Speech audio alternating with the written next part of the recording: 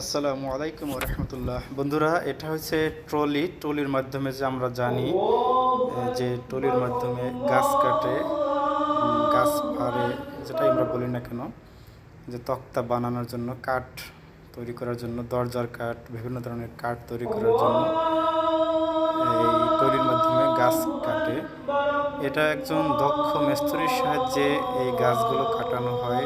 এভাবে গাছ কাটলে তাহলে গাছের অপচয়টা কম হয় এবং আমরা যে কাঠটা বের করি, কাঠগুলো একদম সোজা হয়, যাতে করে মিস্ত্রি যারা কাজ করবে তাদের জন্য সহজ হয় এবং আমাদের যে আসবাবপত্র তৈরি করবে সেই আসবাবপত্রগুলো আমাদের খুব সুন্দর হয়।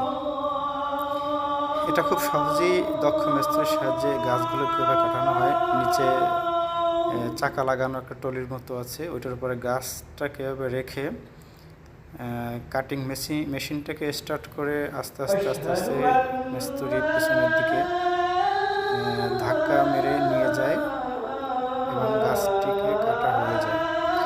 এখানে সম্পূর্ণভাবে এই ট্রলির মাধ্যমে কাটে না, কাঠ এখান থেকে ফালা ফালা করে বাকিটা আবার অন্য মিলে নিয়ে আবার কাটা দরকার হয়।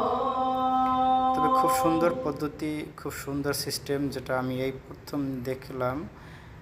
এর আগে কখনো আমি এভাবে কাটতে দেখিনি। এই গাছটি আমি নিজেই কিনেছি, এই গাছটি কিনেছি